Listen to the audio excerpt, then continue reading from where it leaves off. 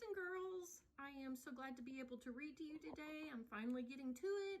I have to tell you straight up that this is really out of my comfort range to be on these videos, but I'm going to do it for you. I hope you all are doing great.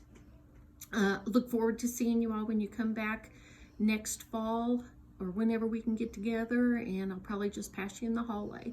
But today I'm going to read a story. It's called The True Story of the Three Little Pigs.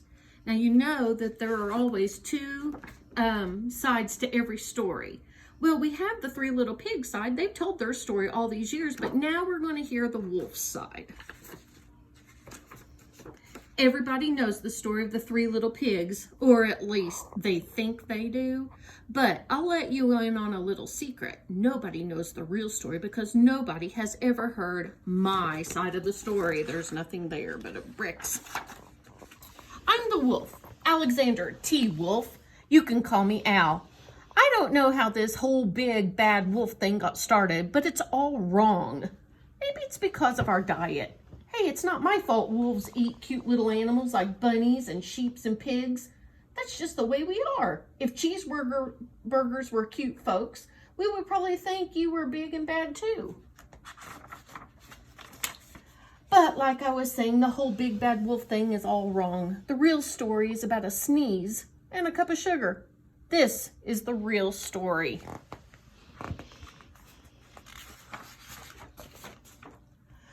Way back in Once Upon a Time, I was making a cake for my dear old granny. I had a terrible sneezing cold, and I ran out of sugar. Look how sweet he is. He's making a cake for his granny. See, he's precious already.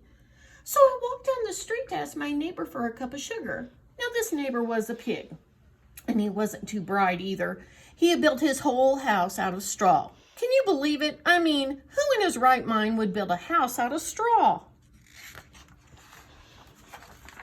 So, of course, the minute I knocked on the door, it fell right in. I didn't want to just walk into someone else's house, so I called, little pig, are you in? No answer.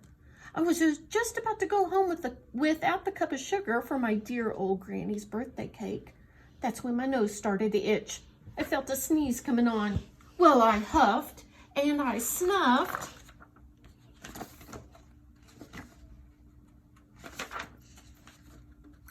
And I sneezed a great sneeze. Achoo! And you know what? The whole darn straw house fell down. And right in the middle of a pile of straw was the first little pig, dead as a doornail.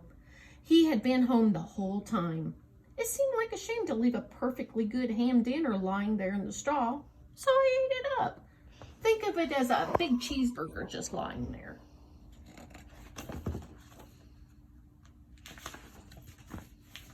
I was feeling a little better, but I still didn't have my cup of sugar, so I went to the next neighbor's house.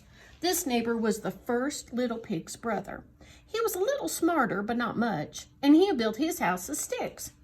I rang the doorbell on the stick house. Nobody answered. I called, Mr. Pig, are you in?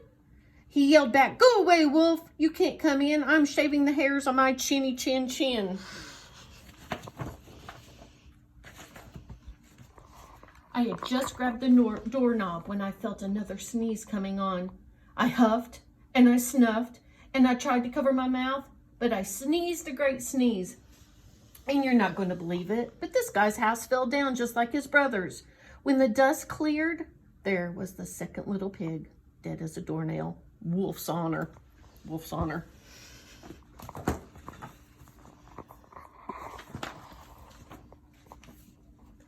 Now, you know food will spoil if you just leave it out in the open. So I did the only thing there was to do. I had dinner again.